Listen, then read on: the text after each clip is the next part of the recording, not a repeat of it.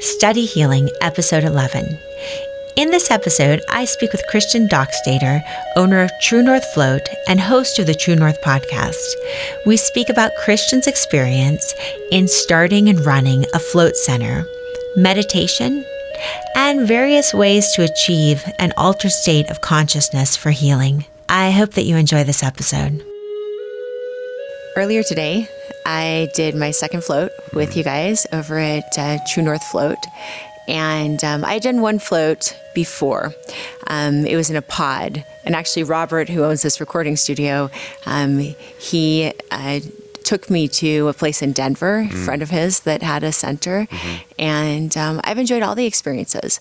But I have to say today, I was really experimenting with the idea of, because you're completely held in these float tanks, right? And you've got all this, you're using Epsom salts, correct? Correct. Yeah. About, how much? Yeah, it's over 1,000 pounds. In a pod that you would have floated in, it's probably around 1,000 pounds or so. Yeah. Our rooms are pretty big, as you noticed today. And they take about 1,700 pounds to create the salinity in the water that you need to create that perfect weightlessness. Yeah. So it's a lot of salt. Yeah. It's amazing. Well, I noticed the cleaning fee, if anyone does anything they shouldn't, the cleaning fee is like $1,200, which I think is warranted. You know? Yeah, I mean, if you just do the math, I mean, even if you're getting the salt bulk prices, right, wholesale, like you're still spending over, well over $1,000 on salt per room. So it's a complicated process actually to create it. It seems fairly simple. And just for anybody, who's like, what's a float tank? Like, what are you talking about? Right, yeah. I still find myself explaining it quite a bit, so it might be worth just mentioning. Please. So float tank is you're essentially creating an environment where there's minimal external stimulation. Like you're trying to minimize the external distractions and kind of sensory inputs of the outer world as much as possible. So, we reduce the light by light proofing the room and making it totally dark to where eyes open or eyes closed. Once the lights go off, it's the same. And then you soundproof the room as much as you can to make it completely quiet. And especially when your ears are under the water, it just muffles almost, most noise. So really your awareness of sound is your heartbeat and your breath, right?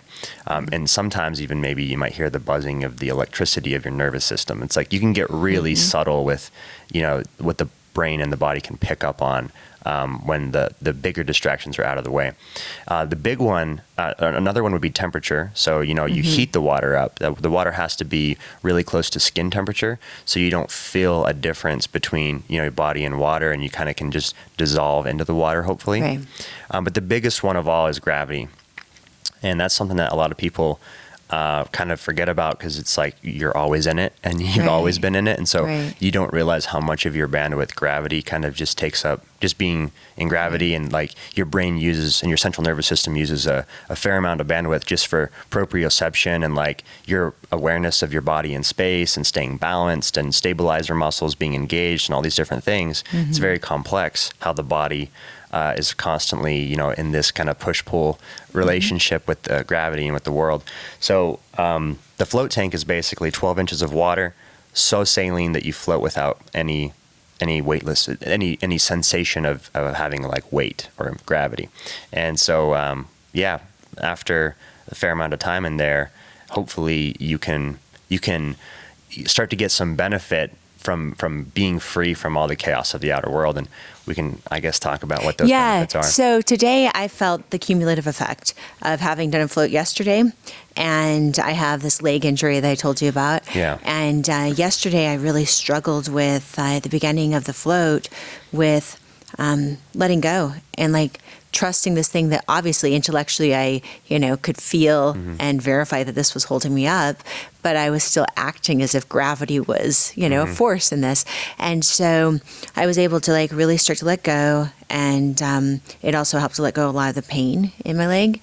And then today when I went into it, I had that like muscle memory and our mind like really gravitates towards patterns so fast, right? So like as soon as the music started in the room and as soon as like, the jets and the light and everything's kind of starting, I already had that as like a neural trigger, connection. And I was like, okay, relax, And so, so this time was really amazing, and I felt, so at your center, it is such a cool theme. I love it. And I love the artwork that your sister did. Thank you. But there seems to be a theme about inner exploration, in an altered state of consciousness. And you've got that picture, that mural that your sister painted of like the space traveler and then kind of leaving your body, and it's different versions of letting go, Yeah. And of course, it's my interpretation, right?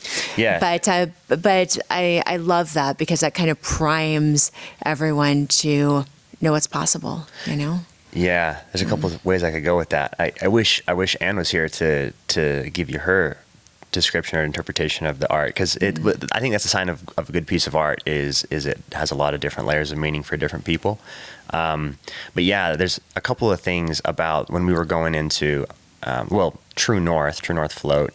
The whole idea kind of came to me in a float tank in 2018, and it wasn't an idea for a float center. It was it's actually an idea for what I was going to name my blog, and the blog was going to be kind of my excuse to backpack and travel around the world and go and experience anything that I felt like was kind of like signal, like it was orienting me to true north, like helping me kind of recalibrate and reorient myself in kind of a crazy world where I kind of woke up and found myself in chronic pain and depression and all these things where I don't have any. I mean, I'm just like average guy, really. Like everyone else is kind of dealing with the same thing, right? Like even if I'm very privileged and I have a good income and I have friends and I have, for the most part, no terrible health concerns, I'm still, in a void of, in a vacuum of meaning. And I kind of had a faith crisis growing up and leaving the church I was raised in and stuff. So, this idea of True North was like, what's that metaphor of like this point or this guiding light that you can use as a reference point to kind of orient yourself to. So it started out as the blog, and then took me on this odyssey around the world, and we've already before we went live, we were talking about some of the modalities that I was exploring as well.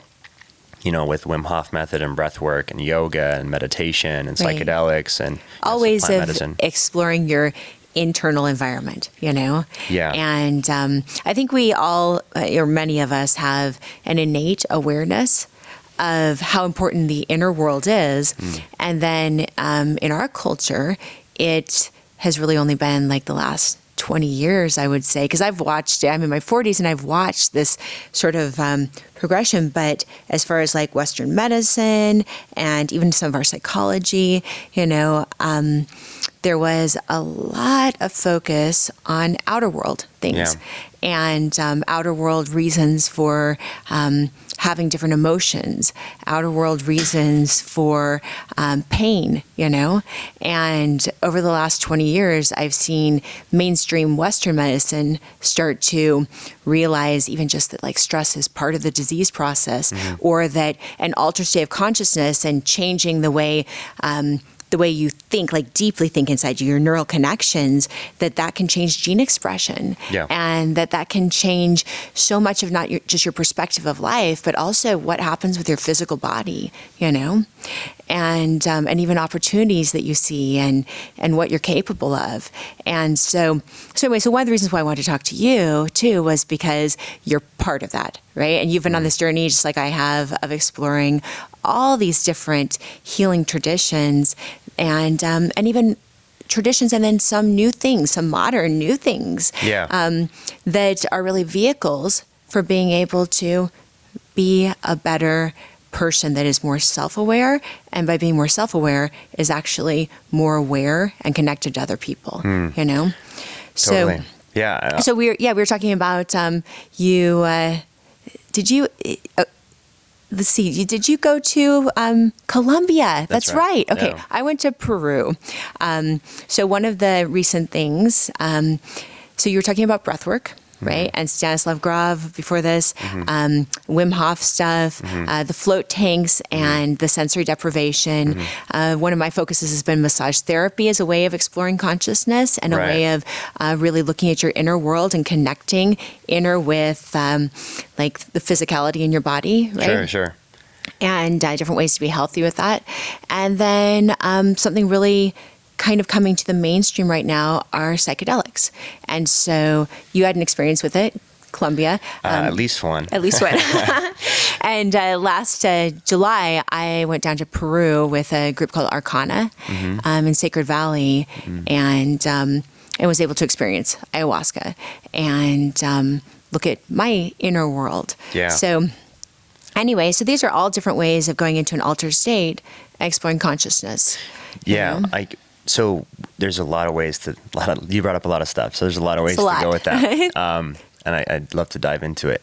The one thing I would say too is, so we definitely did gravitate with True North. It was really kind of a sort of manifestation of my own, like as far as the float center, it was sort of like the physical kind of manifestation of my journey, right? But not just my journey, like Anne's journey and like our team, So Anne had her own, kind of powerful breakthrough floating where she sort of reconnected and rediscovered this. Your sister. Yes. She rediscovered this inner artist that she had sort of forgotten about, and really started to. It was kind of a beautiful story. So she came down to Las Vegas where I was living at the time, and I took her to float. And she had this sort of kind of energetic experience similar to the one that I had that really turned me on to floating and reconnected to this inner artist, like I mentioned. And over the next couple of years, she sort of tried to cultivate that and took some went to art school and whatnot. And then when I finished up my travels and decided to build the float center here, she came and painted the mural. So the mural was 100% inspired by her. I had almost nothing to do with it. You see what I mean? So, but it's perfect because it embodies, like with the astronaut or the psychonaut. It's like you're really using this kind of the metaphorical, kind of the quintessential explorer, the guy that's out on the very edge of the frontier, like in outer space. But when you go into the float tank, obviously you're exploring inner space, and you don't physically leave the building, right? Your body's in the float tank, but you have space to explore and plumb the inner depths of consciousness in your own inner world. Right. So the thing I hesitate to, I guess, I don't like to identify floating as just a means to kind of like trip out or to get way out there or to have like just get into an altered state, because it's also an incredible modality just for people to decompress and to de-stress and to, combat their burnout, recover from all of these different physical elements that are also contributing to maybe, like you were saying, there's this Western medicine sort of like coming to this more of an understanding of kind of like an embodiment of what's going on in the spiritual kind of mind-body connection. And like The Body Keeps the Score is a great book that kind of depicts this. And this idea that, if you go into the tank, you're not just going to come across, maybe your back pain or your neck pain and come into contact with that. You might come into contact with your childhood trauma. Right. The longer you spend in the float tank, the more you're just going to be kind of like spending time under the hood, looking at what's kind of making you tick and what's going on in there. So why do you think that is? What elements do you think are contributing? I have what I think the reasons are for being able to connect so deeply with yourself and to gain insights. But what do you think the primary elements are of being able to achieve that type of insight in a float tank? So I think the float tank itself when I say the float tank, I'm talking about the environment, minimizing the distraction. So, if I have my cell phone right there with like Instagram waiting for me to scroll, I might have a harder time going inward, right? Like, and so to be in the tank, what you've done is you've sort of made an agreement with yourself that even if you don't know what to expect, and you might not have expectations or whatever, but you've made this agreement where, for 90 minutes or for 60 minutes or whatever, I'm going to be alone with myself. I'm going to give this time to myself, right? And see what happens.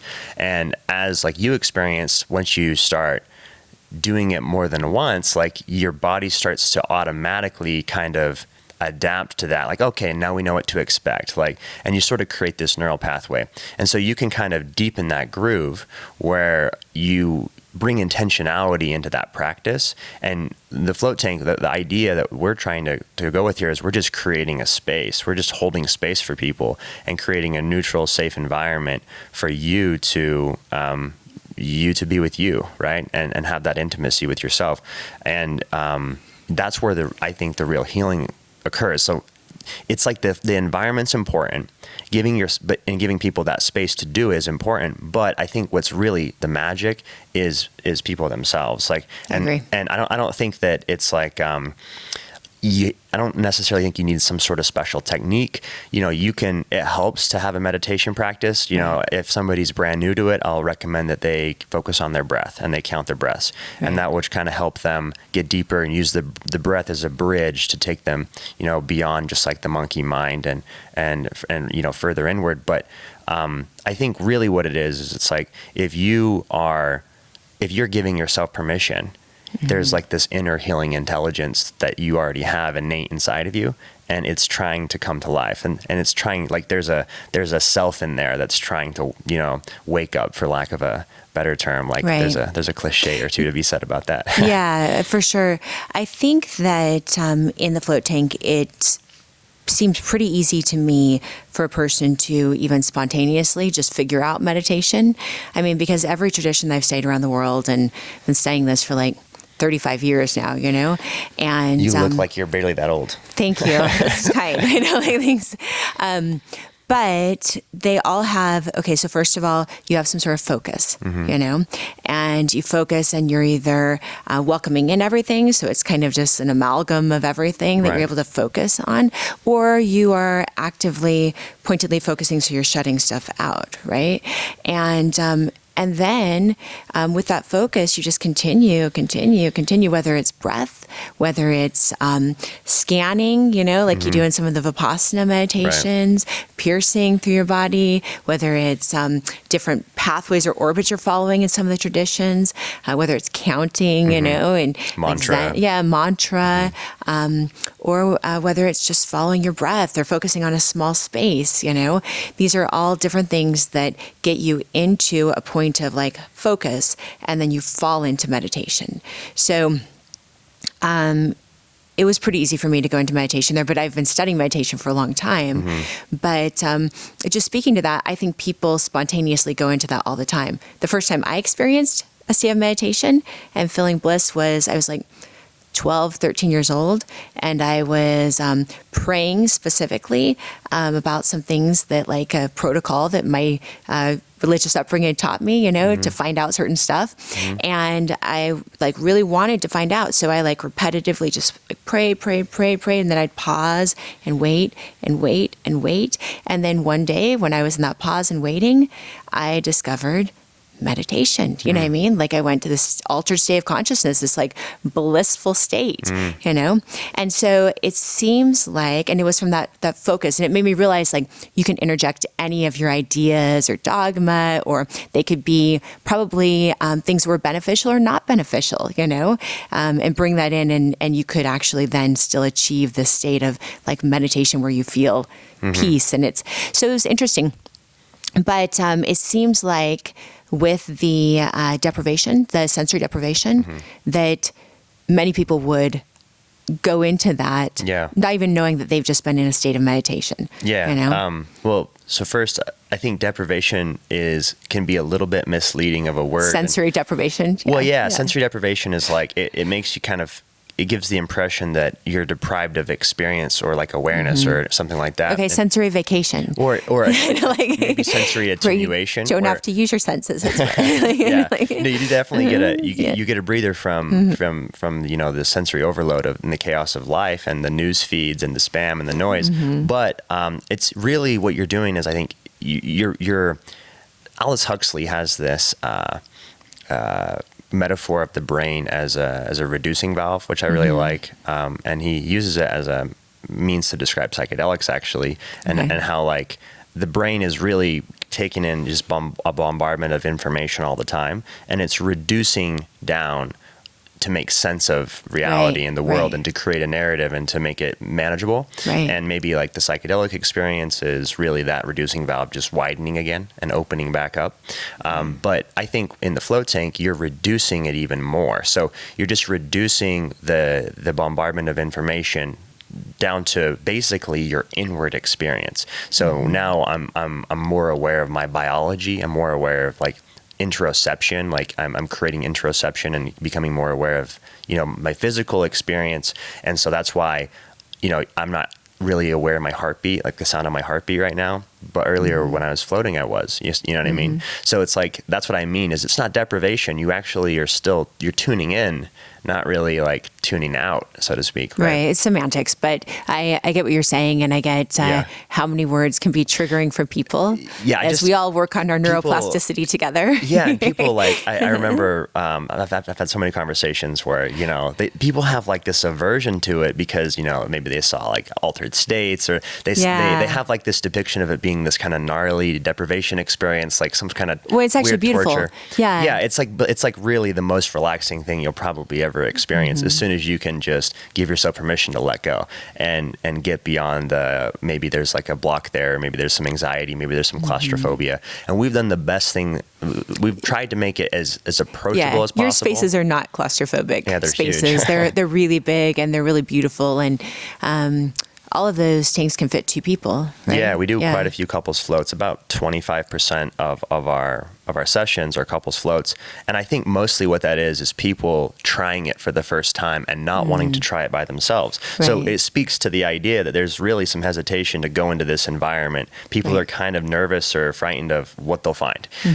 But to your point earlier about this meditative state, I think a lot of people kind of are blown away by like the space that they go into, and they come out glowing. Oh, absolutely! It's interesting. It reminds me, Pema Chodron, who is a Buddhist nun. She is part of Gampo Abbey, and I like her stuff. She's someone that I really learned a lot from. But she talks about, she goes and does work in prisons. And she talks about how when people who have very troubled minds, and I don't know if you want to go here to this, but let's explore it a little bit if you're okay with it. Sure. So people that have very troubled minds have difficulty being alone with themselves. And then there are people that are just afraid of being alone with themselves, and it just is, they just want some distraction, right? Sure. But she talks about in prisons that, you've got people that are alone with their minds and it drives them crazy because they just can't stand it and they don't relax into it. And then you have monks that are sitting there, alone and they're in retreat and it's blissful. Like it's, they're so peaceful with their minds and being with themselves. And I think that it is so important to be able to have some time where you do just sit with yourself, your inner world, your stuff. And it is amazing when people are willing to go there and do that, that alone is transformational. It's an act of bravery and it's transformational. I totally agree.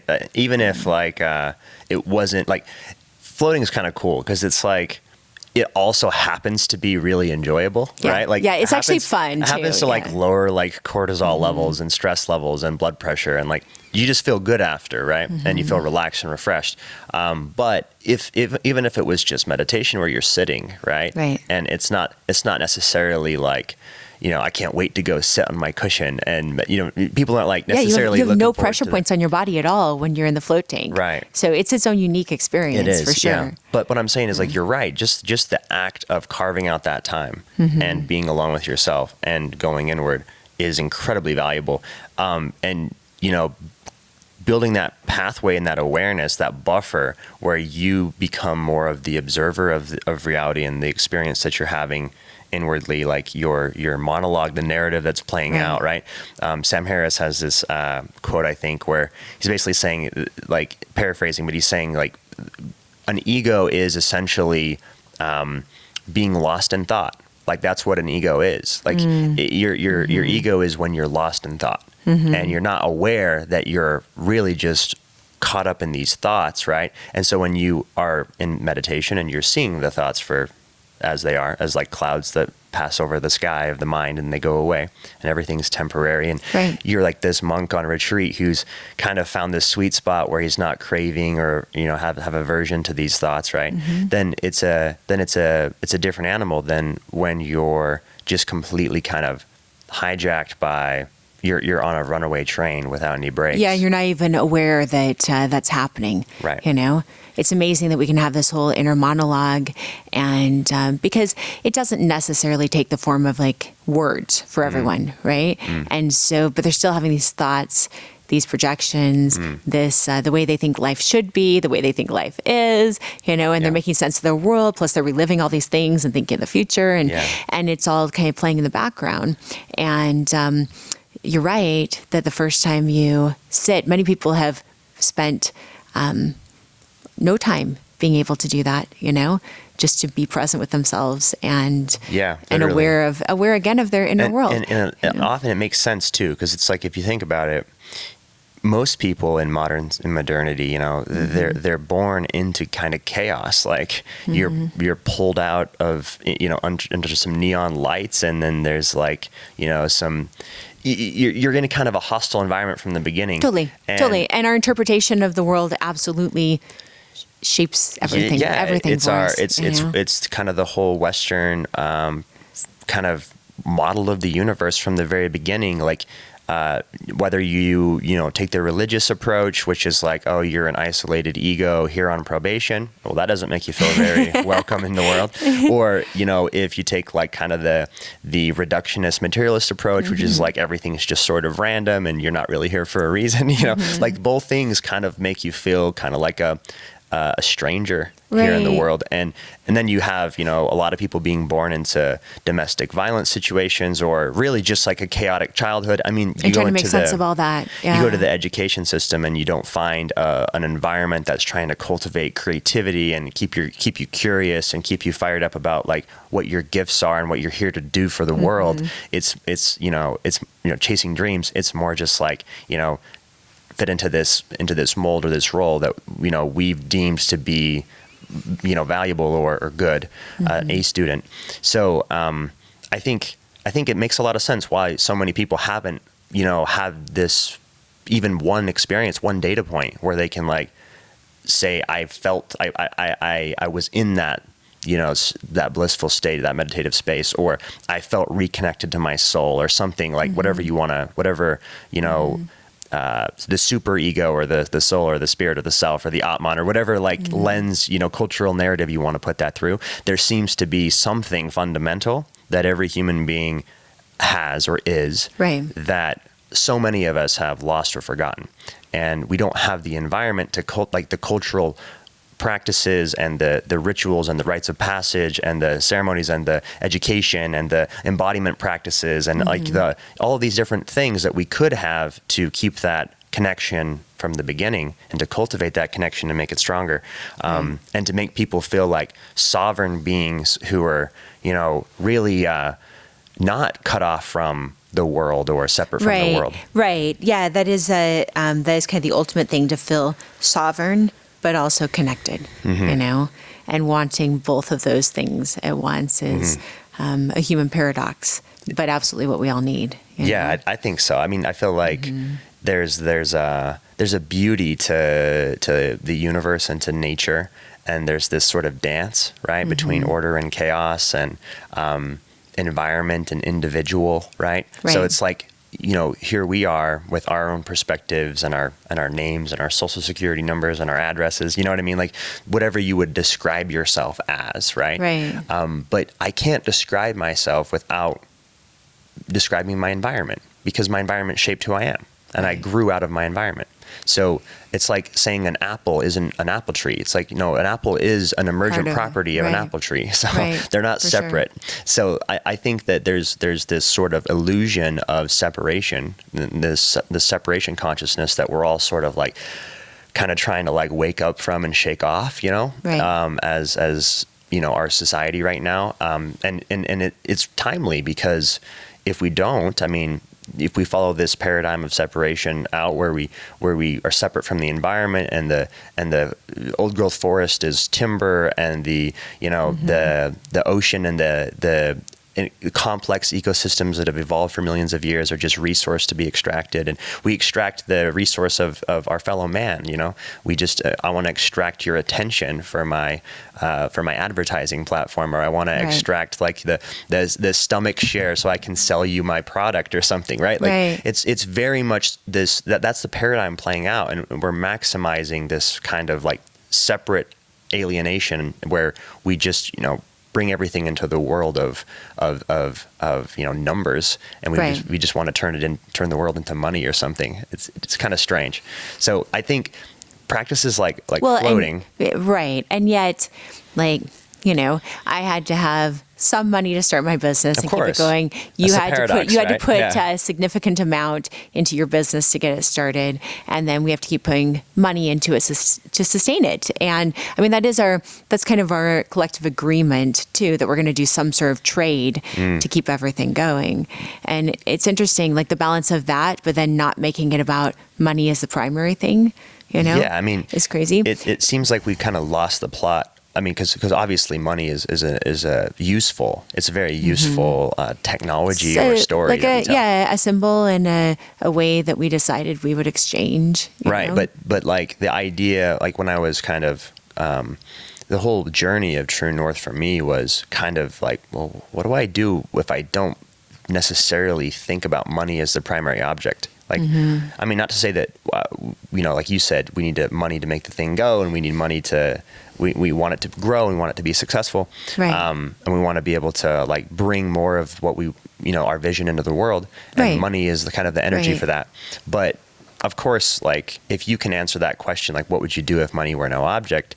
Chances are you're probably on a path to finding like something meaningful, absolutely, and something that actually might have some value to offer others in the world. So I think practices like floating, they give you a space to disrupt kind of the that runaway train of the cultural kind of collective narrative that we are kind of just thrust into at birth. Right. And so you kind of get these pockets of intentional time with yourself where you can kind of come back to center, right? And find something like more fundamental in here. That's the idea of True North, is it's within you. It's not outside of you in some guru or some something else, right? Like some material possession that you must acquire. It's like, no, it's like right in here.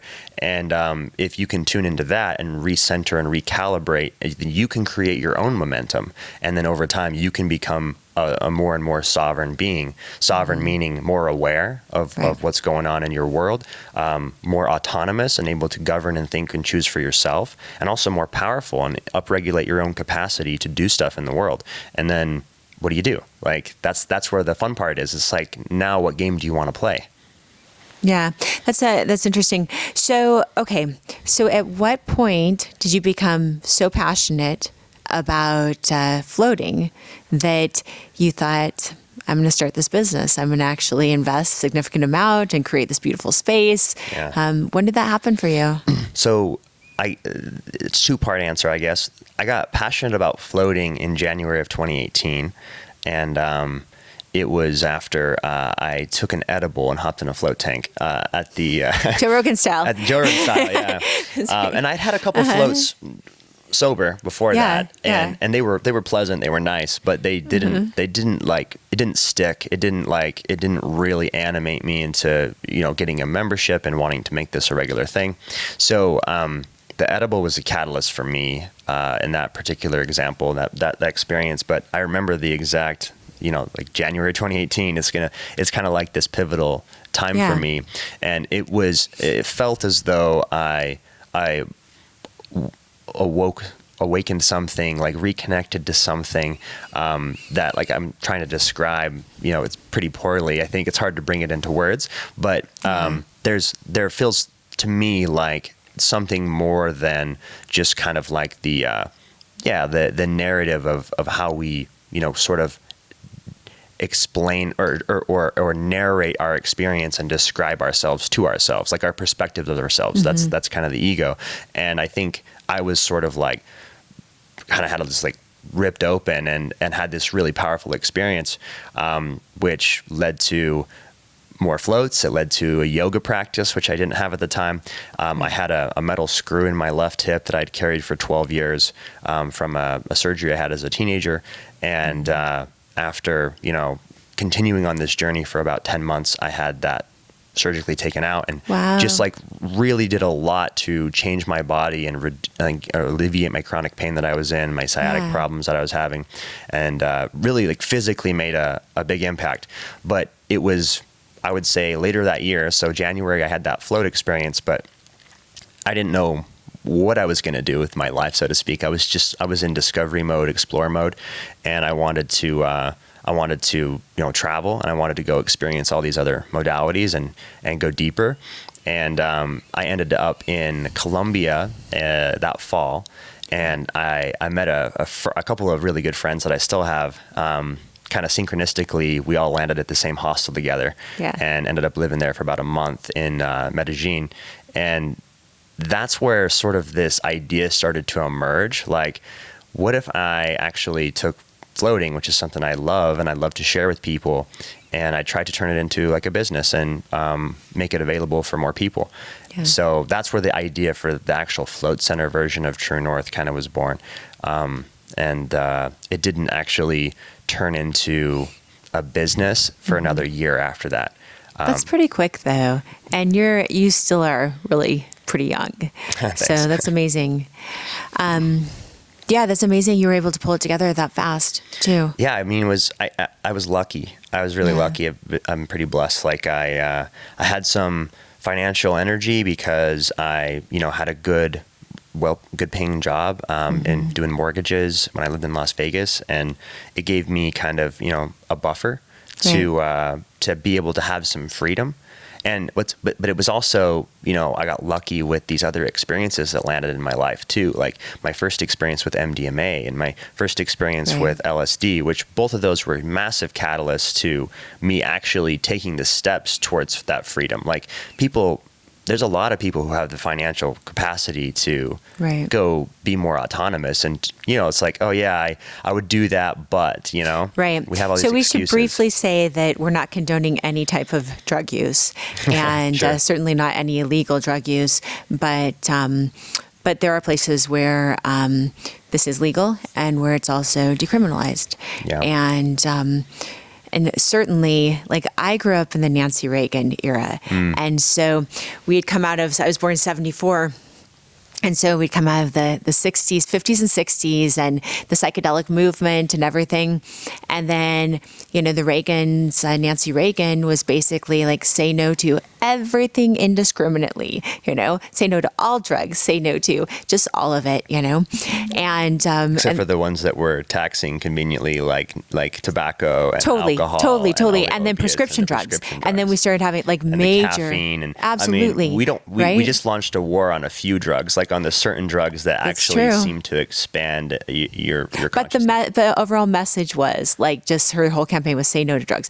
And so my point is that it stopped people from being able to use critical thinking about it.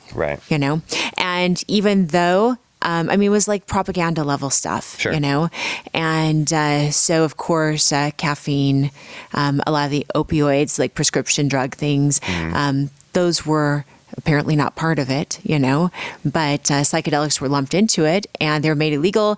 And that's also when Stanislav Grof and some others started working with breath work and other things to help you explore internally, to be able to heal from trauma, even to be able to relieve physical pain, and that works, my exploration has been in the field of massage therapy, meditation, yoga, qigong, contemplative practices.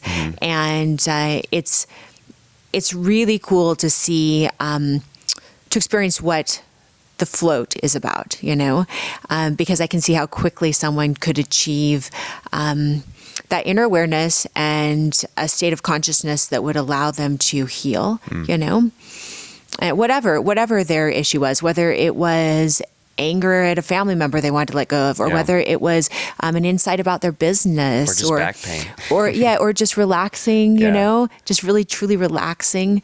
We were hanging out in the Zen room after the float today, and I love to do this occasionally. I'll read through the book that people write in, and just kind of get a little bit of an insight into like the feedback that people are giving out.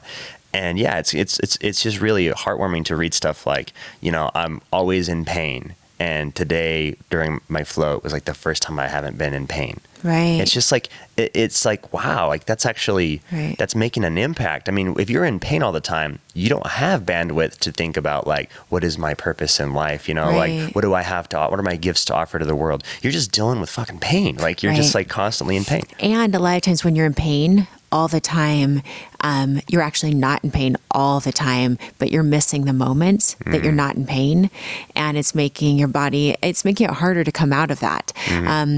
I've had multiple clients as a massage therapist that part of the work that I do with them, of course, is that rehabilitation part with massage, but then also helping them to notice when they're not in pain, you know, and even giving them, you know, a directive to start noticing any moment that they're not in pain. I think the float naturally takes you to that sort of mindfulness, because you are you don't have all the distractions, right? And I love that people are realizing that, you know, because that's when your brain, your body can start focusing on that and expanding it, almost like, okay, oh, we did find that there's a moment that we're not in pain.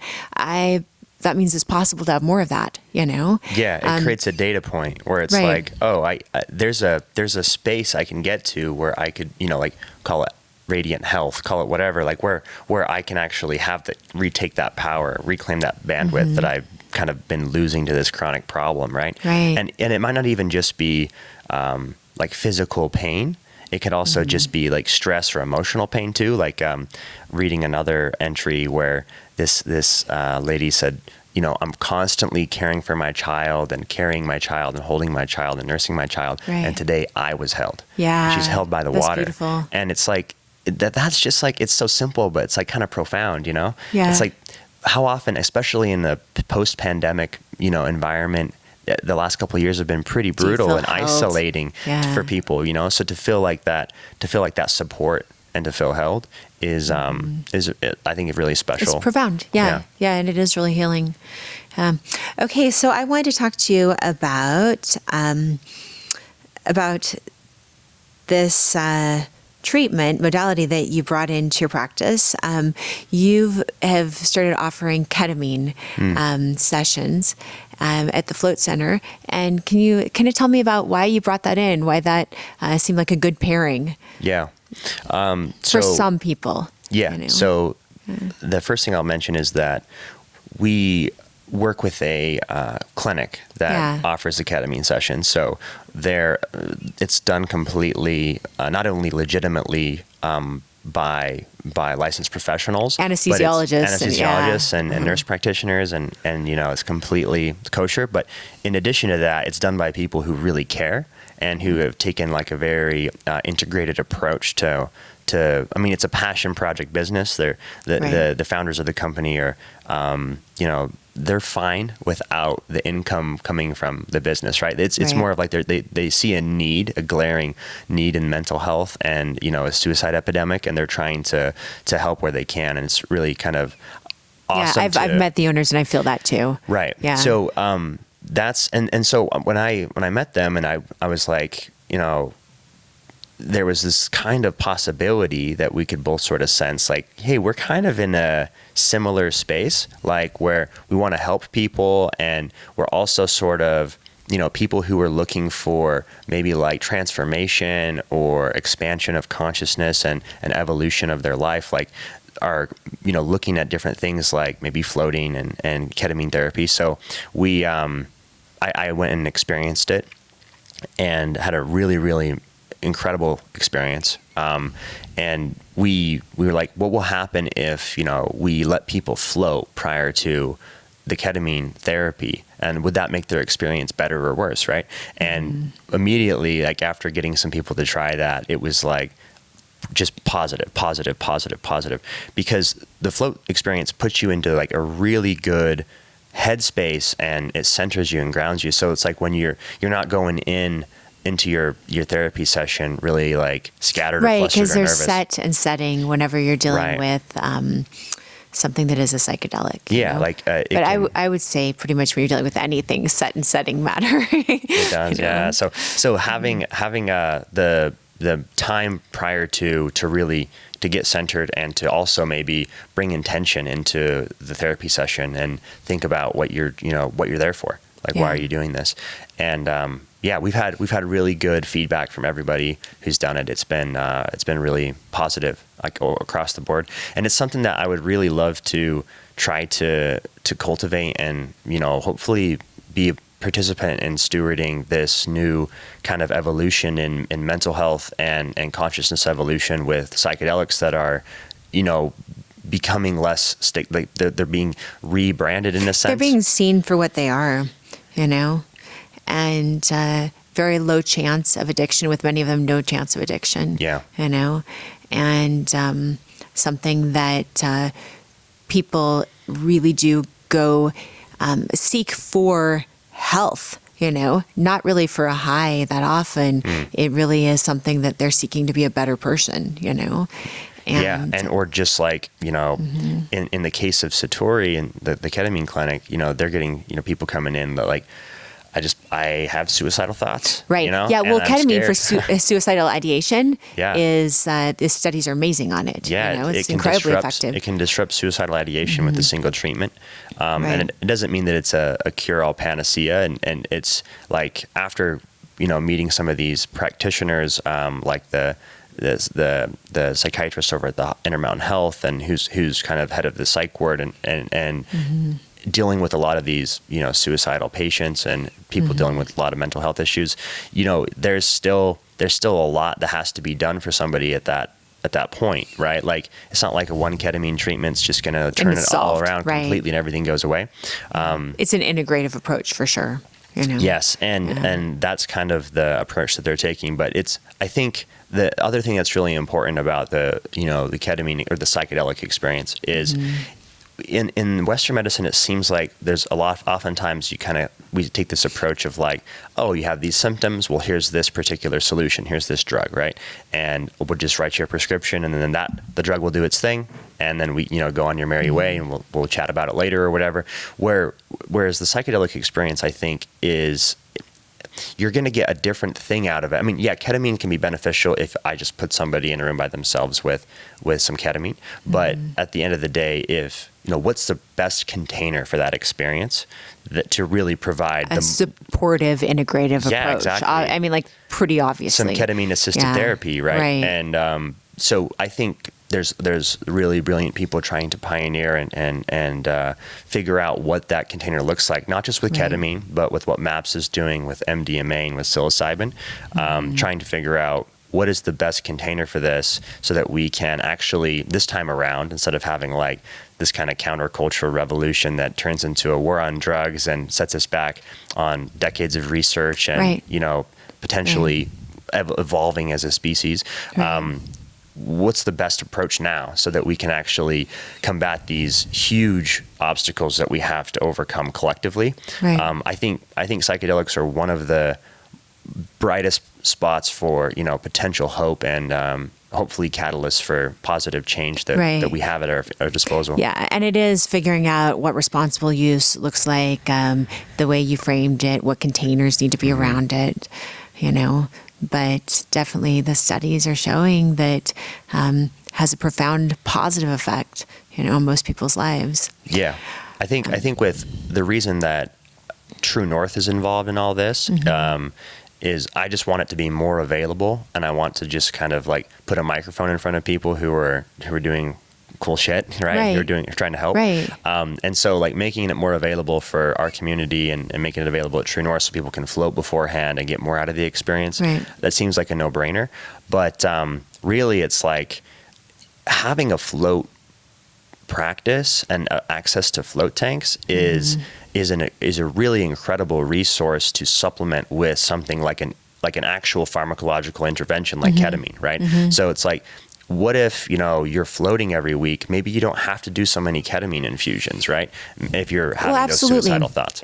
And even all of the stuff the psychedelics do, you can achieve that through breath work. Exactly. I've achieved that through meditation, and so definitely the float experience, I believe that you probably would not have to have as many ketamine sessions if you were engaged in that therapy to achieve the same results. Yeah, we're hoping that it extends and prolongs the benefits. So one thing I just thought of that's kind of interesting in, so like the past 25, almost 30 years now, I've been studying meditation and mindfulness and breath work and yoga, massage therapy, Qigong, and traditional practices, traditional medicine. And one thing that is kind of a common theme is that when you hold, it could be called like trapped emotions or energy, that there needs to be some movement of the stuck energy, right?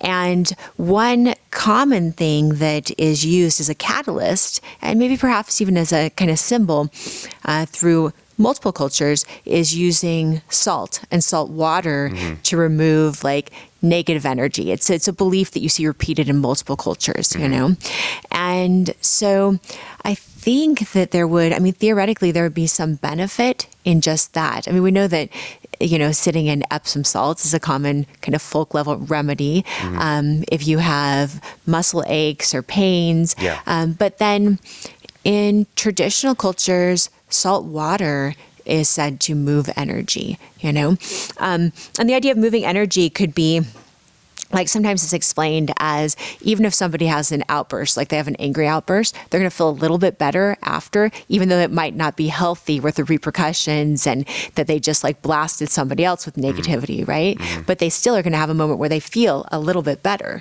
right? And there's all sorts of ways that people try to move this energy, both healthy. There's always going to be healthy ways of doing it and unhealthy ways of doing it. So massage therapy, we get the energy moving through the body and the circulation moving. And so that's said to be one way of doing it. You have do you know Dr. Bradley Nelson? I don't. Okay, so he wrote a book called The Emotion Code. Oh, I've heard the book, right? Yeah. And he's using like muscle testing or muscle testing. Yeah.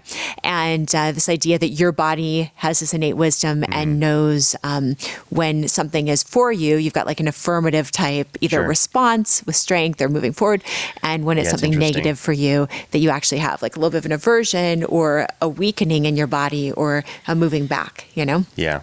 So anyway, so then there's like a symbol that you like a way to identify what emotions you're feeling. And then there's like a symbolic kind of movement that you do to help release the energy. But it's a way of having a catalyst to release it, right? Yeah.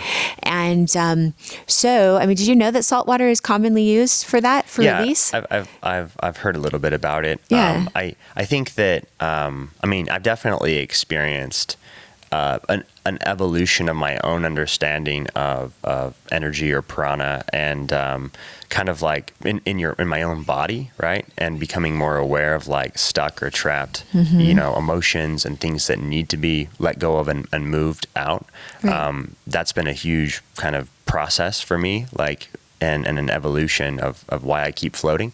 And there's also been floats where, especially if cannabis is involved, it seems to heighten my awareness of this. But there's been floats where like I'll pick up on energy in the water that's maybe from a previous person that doesn't feel like necessarily even my energy. Yeah. So what we try to do is we do a couple things to try to make the water as hopefully neutral as possible, right, and pristine as possible. Right. You're always you're filtering those things all the time. I think you made a good point about in massage how you're moving energy, you're moving it through the body.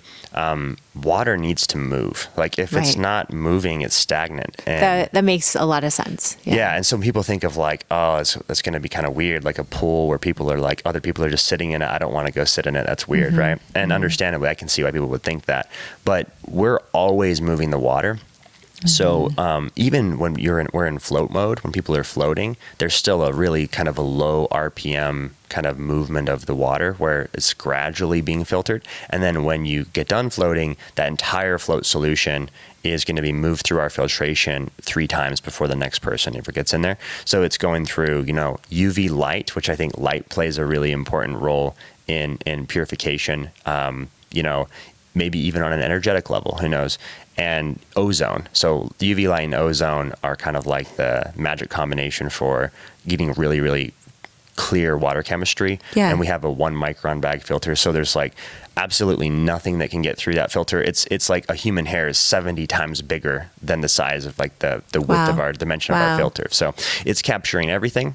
And so we're doing that. We're keeping the water really just cleared out. And then, as I don't know if you smelled it today, but we use a lot of incense and sage, and I loved it. Yeah. We try to keep the energy moving throughout the space. Yeah, I noticed that you do that, and I think that's really important because that is one common theme of like all traditions, all traditions at their root have some sort of basis in a way of getting the energy moving, clearing spaces. Yeah. And so I noticed it, like, I don't know if you've experienced this when you were in Peru, but like with the ayahuasqueros and ayahuasca, like they use Palo Santo, they use copal, they use smoke quite a bit. Right. As smoke seems to be a catalyst for helping for things also move. clearing energy. Yeah. And even if it is like, even incense in the temples and even, it was interesting during COVID, this is such a side note, but it's kind of interesting. Do you remember during COVID when they were finding out, and I'm not sure what came of this, but finding out that people who smoked, like this nicotine and the tar and all those things are horrible for people, But in this one isolated thing,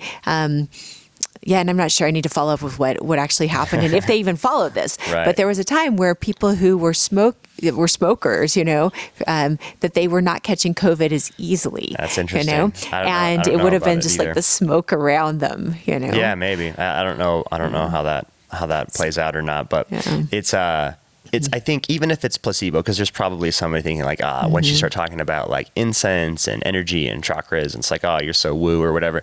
But even if it's placebo, like placebo is reliably like a factor, you know what I mean? So even if it's just a placebo and it's like, we're going to do this magic thing, even if it's like, there's not like a definitive like explanation as to why it works.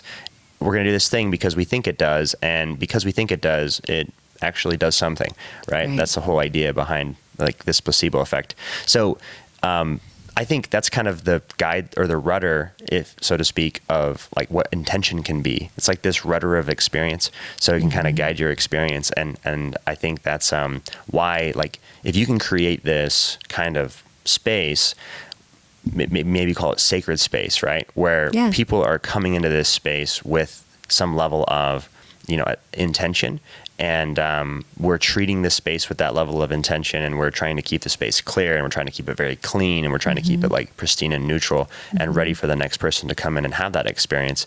Then it just lends itself to, being the right environment for healing and for discovery and hopefully some absolutely. That's really well said. Yeah, and I felt that in your space as well.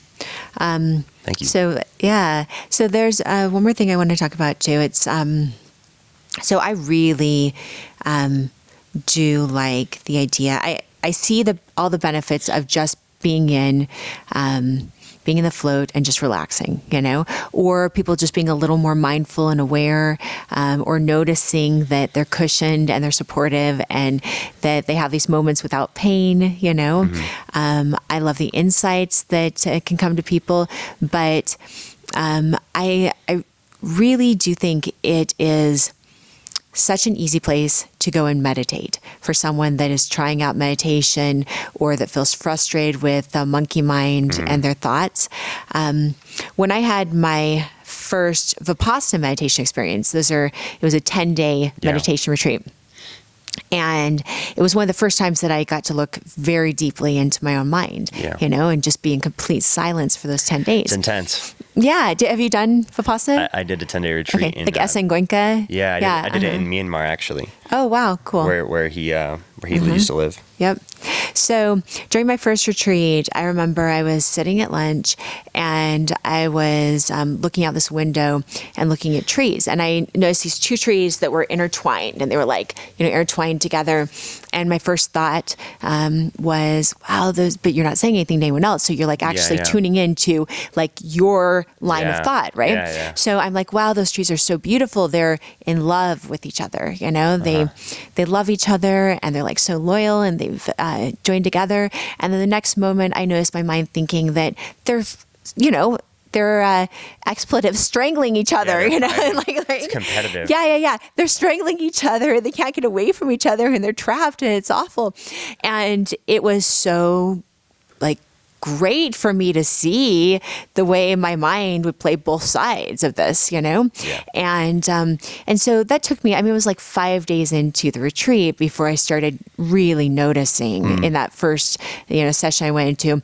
But I could see the benefit of, so Vipassana is amazing. And all styles of meditation are, you know, when you really practice them. They take a lot of work. But I do think you have a little bit of a shortcut and a little bit of advantage by going into one of the floats with all the lights off, completely cushioned. In Vipassana, you spend some time, or any meditation practices where you're sitting on the floor, you spend some time where your legs initially go numb, and then you discover they stop going numb, you know? And so there's something amazing about going through that pain and coming out of it that's transformative. Yeah. But the floats, I think for many people who would especially never go to that extent and spend 10 days in meditation. Or 10 minutes. 10 minutes is difficult, that the float makes it exponentially easier to achieve that. Yeah, we're trying to lower the barriers to entry.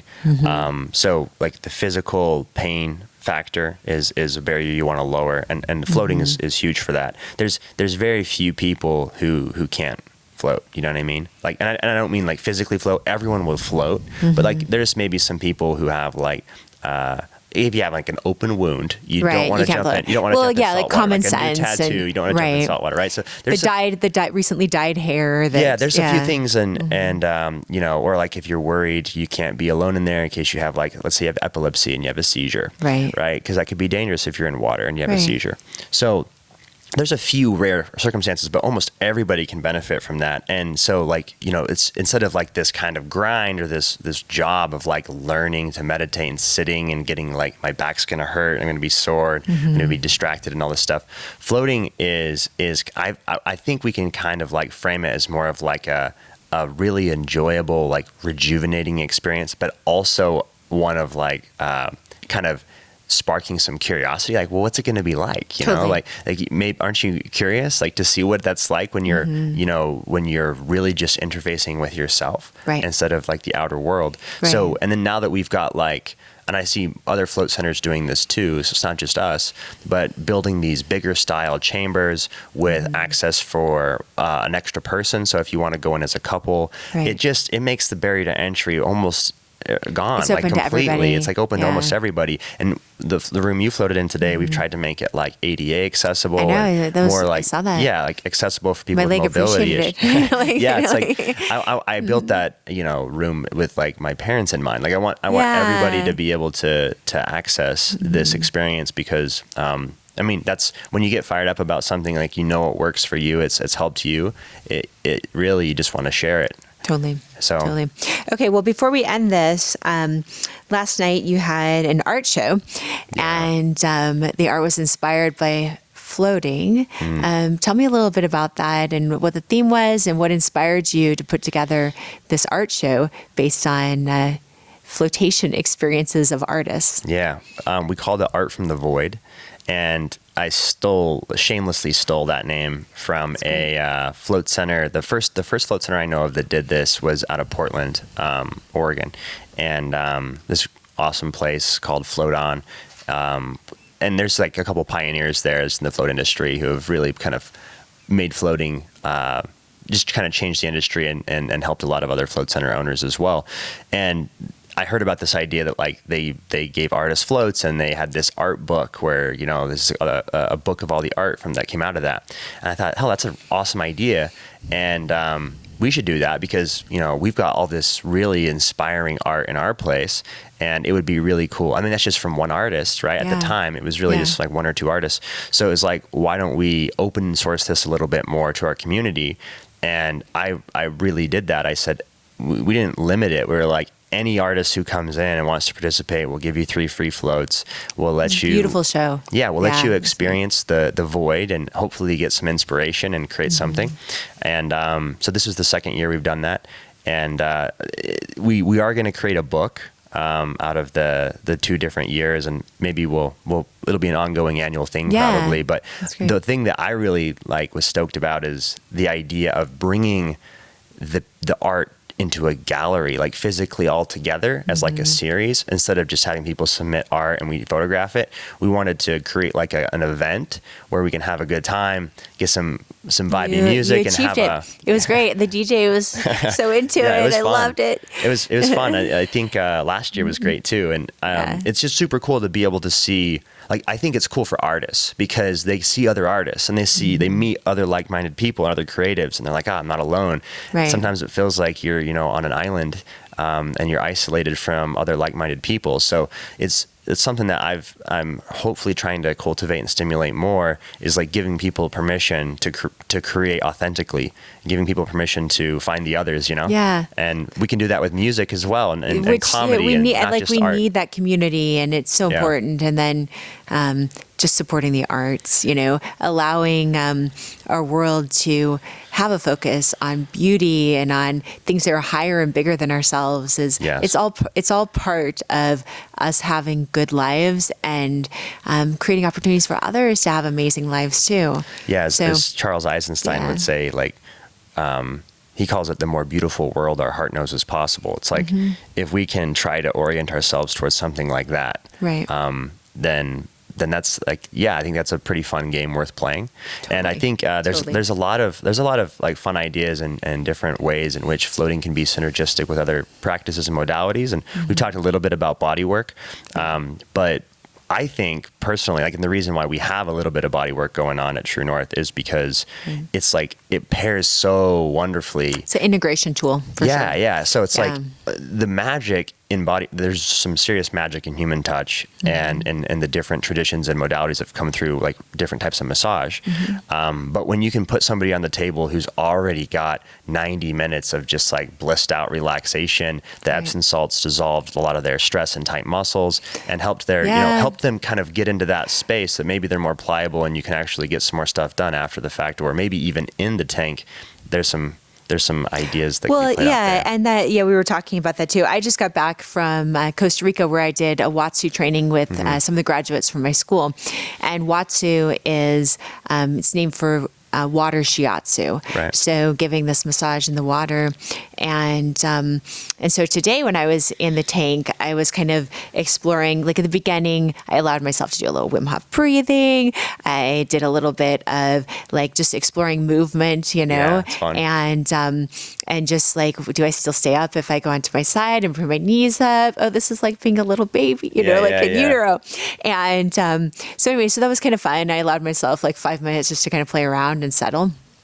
But I could see someone, just because we do have this muscle memory and because we form neural connections so, like we hardwire so quickly, but I could see it being transformational for people just to have the water experience and then the touch experience that is our first experience of like, part of me thinks it sounds cheesy, and then part of me thinks this is like actually really important to acknowledge that we're in the womb, and then the first thing we experience is touch. Also, we experience food with that, but all those things become like super foundational in things that we need to go back to our literal roots, to the point where give us like safety, security. But it's so important that children really struggle in the early days of life if they don't get touched. Right. So like babies in the ICU, the NICU have to be held. Like there's shifts of people holding babies because it's like they need that touch. There's something about it. There's some magic to it for sure.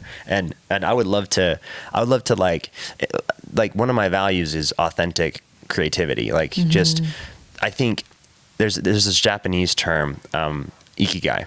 Yeah. You're familiar? Yeah. Yeah. So for anyone who hasn't heard, kind of a dumbed down version might be, ikigai might be something like where, what you're good at and your gifts meets what you're passionate about, what you love meets, like your vocation, how you can make money, meets like what the world actually needs. Right. So it's like, this is an overlap of these different areas of life that all kind of converge to purpose and meaning. And I think that orienting yourself towards that organically brings creativity into the mix. It organically brings out, because we are creators. Like, that's just what separates us from the rest of the animal kingdom. Yeah. And so it's part of life for us, it's clearly part of our ikigai, part of our dharma, for every single one of us to be creators. Yes. And it might look totally different. Somebody building a business versus building a house versus painting a painting or writing some music, whatever. Like, it's not going to look, no two waves are the same in the ocean. They're all totally different. So it's going to be very individualized. So that's why I love this idea of like radical individualism and sovereignty and authentic creativity. But it's not like you're on an island. You're connected to everything else around you. And I think actually the more that you give way to that authentic self, that ikigai that's trying to come out of you, that's trying to come forth, it's going to connect you more with the community. It's going to connect you more to the planet, to the earth, to nature, and bring you back to the whole, so to speak. So I think with the art show, maybe we can do this more with music here in St. George. Maybe we can do it with eventually like some stand-up comedy. It'd be really cool to do it with body work. Right. And I think there's some gifted people here who are who have their gift to share. Absolutely. Yeah. Well, and one of the things that brought me to St. George was I could feel the healing energy here. And I think a lot of people do. I think so. I think the mountains have something to do with that. Yeah, the mountains, the dry desert, the color, and it all kind of creates this amalgam that feels like energy, Yeah. And it feels like it's kind of the openness, really creates a feeling of like, this is an amazing place to heal and to transform. Yeah, you're not surrounded by just like, skyscrapers and city lights all the time. And you see the stars and you see the mountains and the open the vistas. Desert, amazing. And of course, like I love the Pacific Northwest too, that has its own, own type of healing vibe. But the desert, definitely. If you're needing expansiveness and space and that kind of like, there's a certain quality to the dryness and the color here that makes it kind of hard to be depressed, I know that there's a lot to that, and that's controversial what I just said, but it's one more factor, Yeah. So it's what I love the most about this place, for sure. It's getting outside and reconnecting to the land.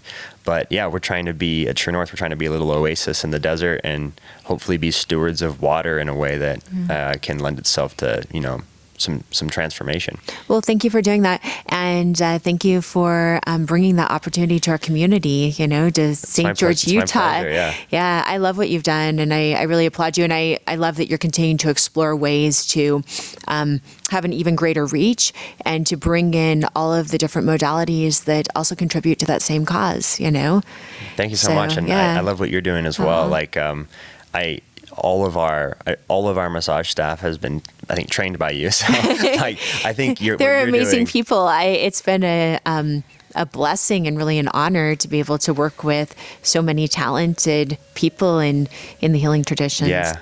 But I love what you're doing, and so keep creating authentically. It's beautiful to see. Thanks, Christian. So, if you want to tell everyone again, the name of your business and it's True North Float, and we're in St. George, Utah. So check us out. It's just tnfloat.com. That's great. All right. Well, thank you for coming on. Absolutely. Thank you for having me. For information on becoming a licensed massage therapist, visit zmc.edu. For information on continuing your education in massage therapy and bodywork, visit studyhealing.com. If you like this video, don't forget to subscribe.